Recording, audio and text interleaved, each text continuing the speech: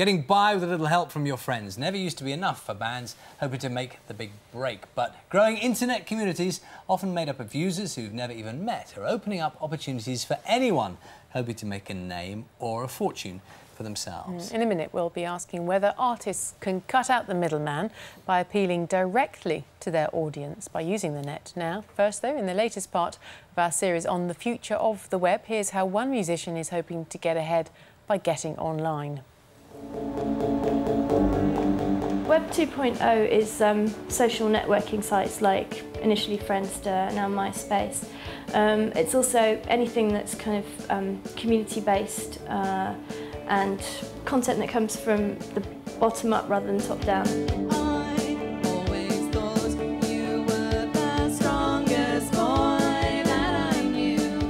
Every user creates a profile which explains a little about themselves and their interests, and you can display photos of yourself. I've got my own MySpace and the band has one too. It's got 4 tracks of our music. It's got photos of the band, both sort of casual ones, and we had a professional shoot as well. It's got a list of our musical influences, and we've got some reviews up there. It's obviously a good thing to put on your flyers so that if somebody wants to know about you, they can straight away. I think we've got about 600 friends, so every one of them will be alerted to an upcoming gig, which is really handy. It definitely does help you promote the band, get known. It gives fans immediate access to your music.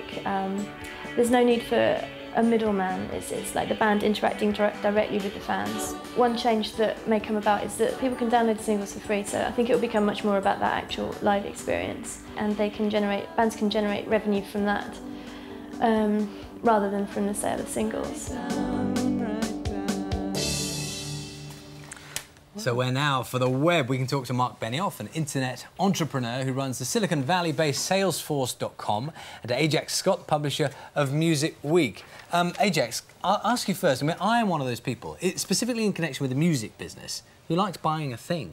You know, I like having the CD. In the old days, I used to like having records with record sleeves. I still do like having records. But is that complete? I mean, is that just old history? Did people not care about that anymore? No, it's not. Quite rightly, there's huge buzz about the internet and how it's changing the face of the music business, along with everything else. Actually, about 95% of money from record sales is from selling vinyls, from selling CDs. So it's not actually about digital yet in terms of where people are really making money. So yes, you can download tracks onto your mobile. Yes, you can get it onto the internet, and that is growing really quickly. But actually, for most people, especially around Christmas, it's going and buying the greatest hits from Oasis or whatever it is in Woolworths, in supermarkets, in HMV, and we're going to keep on doing that. And do you think?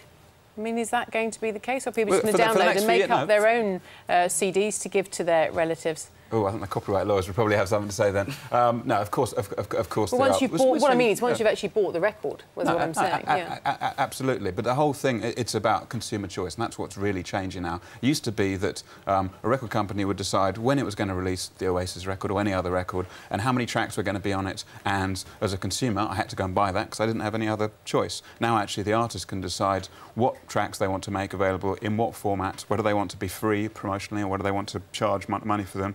And the consumer can then decide what it does with it, what they do with that, whether you want to download it, whether you want to make a compilation, whether you want to pass it on to your friends. And that's changing the balance of power.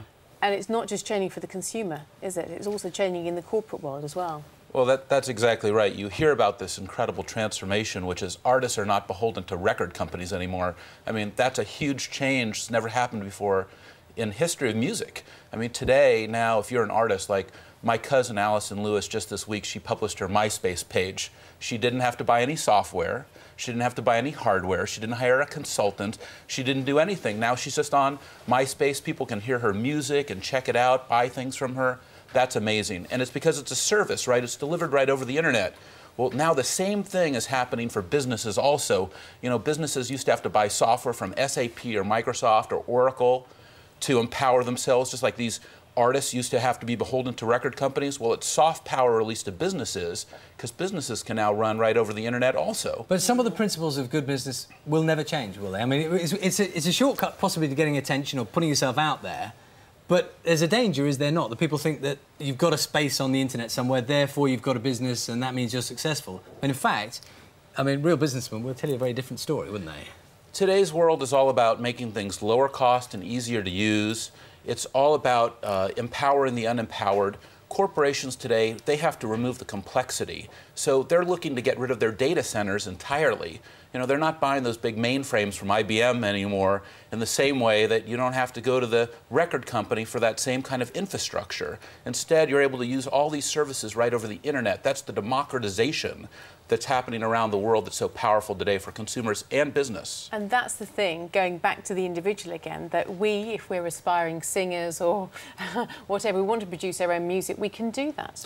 We can. But I think there's two really important things to remember here. Firstly, you need to make good music, because anyone can put music. There are hundreds of thousands of rubbish songs out there that, frankly, no one is ever going to listen to because they're rubbish. Now, maybe the artist's friends or family do, which is great, and good luck to them. But actually, to be successful, first of all, you need to have good songs to cut through. And secondly, although it is possible to get to a certain level, and certain types of artists, maybe artists who've got a fan base because they've been going for 20 years and they don't need the infrastructure anymore, or maybe someone who's doing something really cool left field, which is great as well. You can build a network, but you do still need some kind of machine behind you. It might not be a huge corporation, but you do need to be able to plug into something, and that's why the business is changing quickly, but the current business ain't going to die overnight. Presumably, too, that all the labels, in the case of music, the labels are also using the internet to find these people. So, I mean, they're subverting the system, because they'll just see them and then buy them up in the old way. And you can talk about all the rubbish that might be on MySpace, but the reality is there was a lot of rubbish in the record store before that. The reality is you're just going to get a huge amount of volume. You know, we're going to hear artists from Asian countries and from African countries and from all over the world that we couldn't get before, because once you're on the internet, you're on the internet. Anyone can get to it on their phone, on their laptop, on any device. I mean, that's the power. The data is flowing today persistently, right? Wirelessly. Everywhere you go, you have this network access. Even when you're in the coffee shop now, you can have high bandwidth. You know, that's a big change. Just 10 years ago, people never even heard of a browser.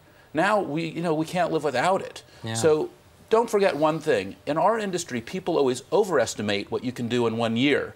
They underestimate what you can do in 1 decade. These technologies are still very, very new. You're going to see the transformation of so many industries. It's the end of these music publishers. It's the end of the software industry as we've known it, too. Well, we'll all be here in 10 years to find out then, won't we? I wonder what we'll be like then. Anyway, lovely to see you. Thank you very much for coming in. Thank you. Thanks, I hope we will. Yes.